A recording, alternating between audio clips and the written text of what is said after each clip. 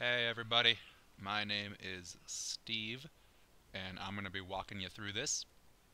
This is my first video. Basically, I quit my job like a month ago, and I'm just kind of riding off the money I have left for a bit. So I got a lot of free time. And I know Super Metroid just came out on the Wii U Virtual Console. There was that whole can Metroid crawl thing, and I just figured I know Super Metroid pretty well, so I'd make a guide for it. And this is for people who have maybe played the game like once, like if you've casually beaten it and just kind of done it on your own and just, sort of wandered around and grabbed whatever items you could find, and that was kind of it. Um, it's not for people who are already good at speed running it or anything. What this is for, it's going to teach people the basics of speedrunning Super Metroid, because I'm not that good at it, not going to lie. There are people who are much better at this game than I am. And this whole opening thing that's going on right now, um, you don't really need to know much about it because there's really no way to fail it. I recorded it so I could do this whole intro part, so don't worry about it. Um, but yeah, so this guide is for people who say maybe have a basic familiarity with the game, maybe beaten it once or twice, but they've never really looked into speed running it or sequence breaking it, which is where you do the game out of order to make it faster. And you got to go fast. You got to go fast all the time, whenever you can. And this game just encourages you to go fast in all kinds of ways. The physics are just perfectly set up to let you go as fast as you want. Um, so this is a video teaching you how to, and there are different endings too. I should mention that if you beat this game in under 3 hours, according to the game clock, uh, at the end, Metroid, yeah, Samus kind of like does a little strip for you. Lets you see her in a bikini. Yeah, when I was 7, it was thrilling. Now it's just kind of awkward. But this will teach you how to get that ending and those pixel boobs, while also beating the game like really fast and getting 100% of every. So you're going to get every single item in the process. And if you're looking to get into speedrunning, this is a good place to start, I feel, because any percent you don't have as many items, so it's easier to die. This gives you a lot more room for error. And that's another thing in this video. I make a lot of stupid mistakes. I don't know if I was just nervous because I was recording or I'm out of practice or what, but I make a lot of technical errors. And my official excuse for that is that it gives me more time to talk. And actually, we're already missing some stuff. I was going to try to talk about all the basic techniques and shit during that intro. I should probably slow this down. I thought I could just record myself playing and then talk. Okay, so we just landed on Criteria, and we're going down this shaft. There's really not that much. This part I paused because my cat was attacking my face and I had to get her off. This part where you're falling, you can count those little platforms on the far right, and you're going to pass by 6 of them, and then if you move a little bit to the left, you can get past it. Not a big deal. But yeah, so this video, I'm going to go over the basics of how to speedrun this game, how to sequence break it, get 100%, get the best ending, walk you through it. If you've never played before, this is a guide for you. If you're already good at speedrunning it, you might be better than me. My record is like an hour and 3 minutes or something. I was really good in like 2004, but since then the scene has evolved. Um, okay, so first thing we do, really, the beginning of the game is really linear. You just follow the path, and that's what I've been doing. You get the morph ball, lets you shrink into a little ball when you press down twice. And now we're going over here to get our first missile pack. You just shoot through this floor. One of the techniques in Super Metroid that you can beat the whole game without ever realizing exists, but is very important if you're going to play it well, is wall jumping. And basically, to wall jump, you want to do a spin jump toward a wall, or just really any horizontal surface. And as you connect with it, you want to press the opposite direction and jump at the same time. And there are these little guys called Edacoons in this game who sort of teach you that it exists. Like you're at the bottom of this huge pit and they just kind of laugh and then abandon you by jumping up the walls. And when I was a kid, I seriously thought they were just leaving you to die down there and you needed to either bomb jump or screw attack because I didn't know how to wall jump. So yeah, that's the first thing. If you're going to do this, this run really does require you to be able to wall jump, so I'd practice it. Now we're heading back up to get our bombs. And this is the first part where wall jumping really helps. I mean, you can get past this part without it, and I'm really bad at this. This can be done much faster, but you can just jump up this wall, and yeah, just do what I'm doing, but better. hopefully. Have tighter control. Shoot the space pirates. Jump on up. So, another thing worth noting, I guess, Super Metroid has a run button. And it's important because there's a spot called the Noob Bridge where like these blocks crumble, and if you're just walking normal speed across it, you can't get across it in time. Well, technically you can, but like no one ever would on their first try. If you hold down the run button, you move faster. Just know that there is one. That's important. If this is your first time playing, there's a run button. You can map it to whatever you want. Mapping it to L is a popular thing because it's easy to hold, and you're basically going to hold it the whole time. Alright, so here we're getting bombs, and we're about to fight our first mini-boss. If you're playing the PAL version of this game, there is a way to skip this boss by getting out that door really fast. I'm playing the US NTSC version, which is, I imagine, what a lot of you are playing. Now, I do this fight really bad. I make a lot of dumb mistakes in this video, but essentially, this boss's name is Terizo, and if you roll under his legs, that front leg doesn't have a hitbox, so you're not going to take damage. But if you roll at the right time, which I didn't do a single time in this video, he won't even attack. He'll just jump backwards and do that little thing where he shoots out balls right here. And you can just shoot those and get missiles if you're at full health. If you're not at full health, it might be health. And yeah, basically what you want to do is you want to just roll under his legs. You want to be in a ball a lot. And then once he jumps back, peg him with missiles, shoot his little balls, get more missiles, and then shoot him again until he's dead. Right here, this is a faster way of getting out of this part. What you need to do is wall jump and then morph ball really fast, right there. If you can't do it, the normal way to do it's on the right-hand side. You just use your bombs. Now you have bombs. You can lay bombs in morph ball, and they blow stuff up. Yeah, I definitely need to leave more downtime in these videos for me to talk about things and emphasize important stuff. So after you get out of there, you're going to blow up that wall that I just blew up on the left. You're going to come down here. This is going to lead you to Brinstar, the green part of Brinstar. These guys, you can kill them with missiles if you want. I choose to just get hit because I don't really need the health at this point. And this whole part's really linear still. Like, there's not much you can do different here. So now we're going down to Brinstar, and this is where the first, really the sequence break that starts it all. And sequence breaking, again, is doing this game out of the intended order, because the intended order involves a lot of backtracking, and it slows you down a lot, and it's just not that fun. You know, when I was 7 and I didn't even know how to wall jump, I found all the items in horrible ways. It took me like 12 hours. Now this room, I fucked this up several times, and sorry for swearing, but you know, whatever. This is where you need to do what's called a mock ball, and it's one of the most important tricks in speedrunning. You're going to use it a lot, and it's just, you gotta learn it. It's just like wall jumping. Basically, it lets you maintain your running momentum while you're in morph ball. And it's really easy, but I managed to mess it up twice or 3 or 4 times here. But it's okay, because I get time to talk about it. To do a mock ball, the easiest, most consistent way for me to do it, you get to running speed, you jump, and then after you jump, I hold down run and jump the entire time. You want to tap down once, because that gets you out of your spinning motion, and it makes Samus just point her gun towards the ground. And then right as you touch the ground, you want to tap down again and roll to forward, kind of like you're doing a fireball or a Hadouken in Street Fighter. And if you time it right, you maintain your momentum that you had while you were running, but you're in your ball form. And that's what lets you get past those gates in this room that close. Normally you need to come back here a lot later in the game in order to get all these items. And as you just saw there, you get those missiles down there. You can roll under this, it's a fake wall. You get the missiles, you bomb the wall, there's another set of missiles, you get a reserve tank right there. Then you shoot this ceiling, and this is where everything really opens up. Because getting this super missile right here lets you completely skip a mini-boss named Spore Spawn. And it's really just the start of all of the sequence breaking. So now you've got super missiles. You shouldn't have these for a little bit.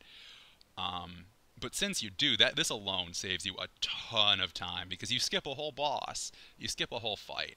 And here's another mock ball. This one's not necessary. It's just a little faster, and it looks nice.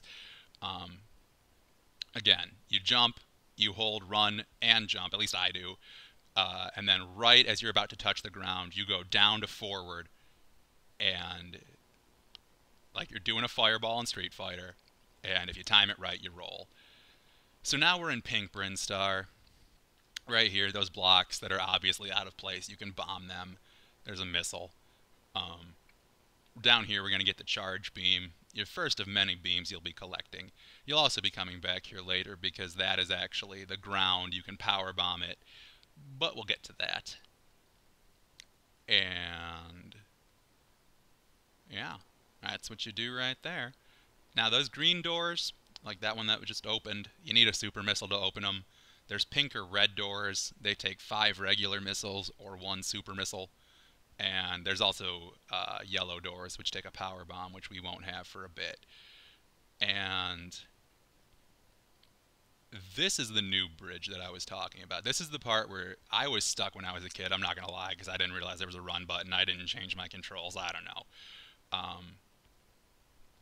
But yeah, and those little cactus guys always drop super missiles pretty much. So if you need a super missile, they're the guys to go to, because they're going to give one to you pretty much 100% of the time.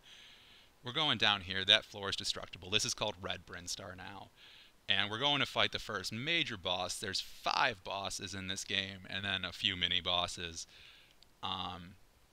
Right here, you shoot this ceiling when you come in here. This is going to lead you to the Spazer beam. Just what I'm doing right now. It's real simple. You got to wall jump up there, but once you know how to wall jump, it's real easy. You can also come back here with the high jump boots. If you really can't figure out how to wall jump, once you have high jump and bombs, you can get around it, but it's awkward and it's slow and it sucks and it's not fun. So I'd recommend learning how to bomb jump. Right here, this is destructible, a little bit faster way to get out. Again, super missiles all the time from those guys. So yeah.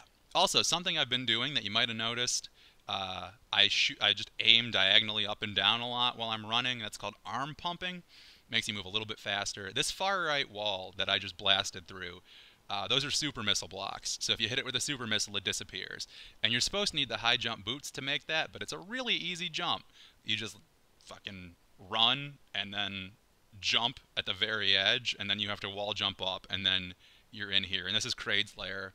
Kraid is the first like big boss of this game. And you shoot that floor. We're going down to fight him now. And I messed this fight up.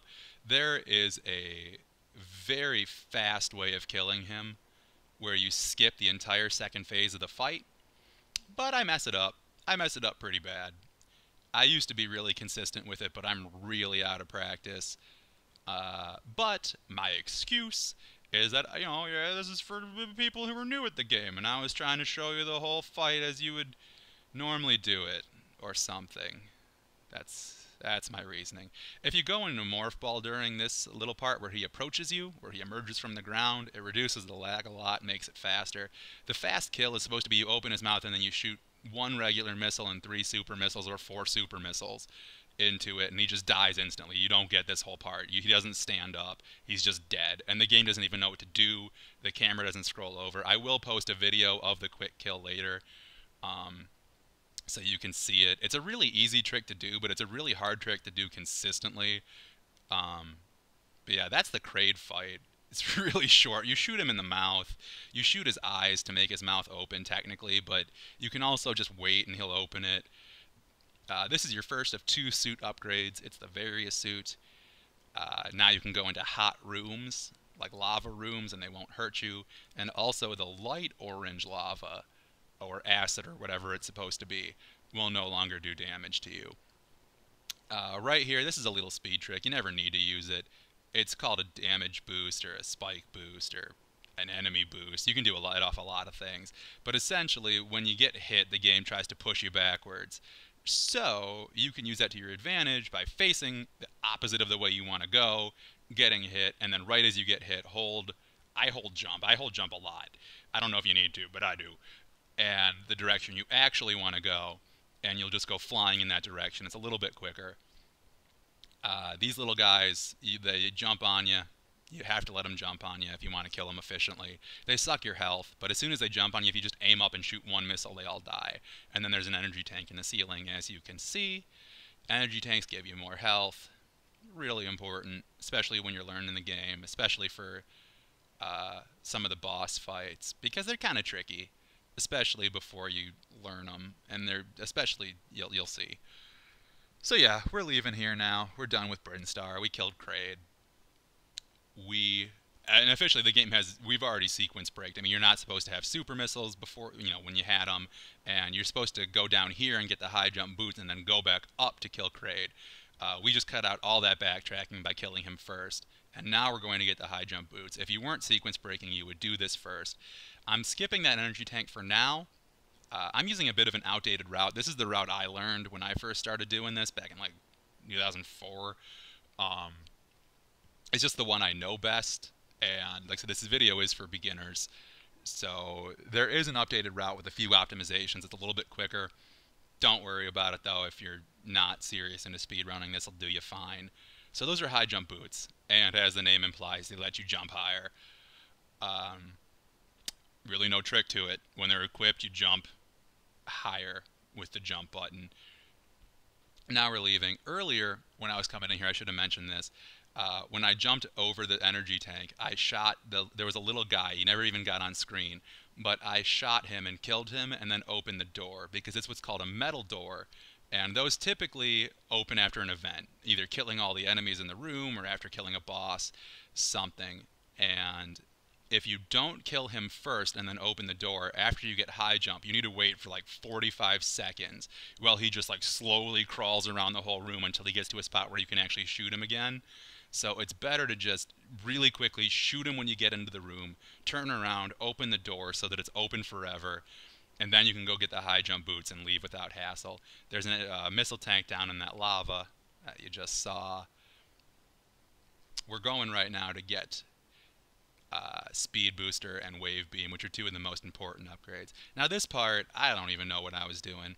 It's much faster if you just keep rolling along the ground until around here-ish, around this short long platform. I got out early. I don't know. I took a lot of unnecessary damage, but it's not a big deal. And then right here, this part, I don't know what I was doing. I have no idea. I haven't played this game in a few months, so that's going to be my rationale. But what you do, you go over here to this ledge. You can open the door to give you a little bit more space to run. You get up to run speed. You jump, and then you wall jump up there. And ideally, right here, I just go out of the room and reset it because I just psyched myself out. I was like, this isn't working out. So I leave, and now I get it on my first try. That's what you're supposed to do. You got to time it a little bit. Sometimes you need to just sit on that wall and do like little short jumps to just sit there while you wait for the enemies to pass or while you wait for the little cactus guy to shoot his needles.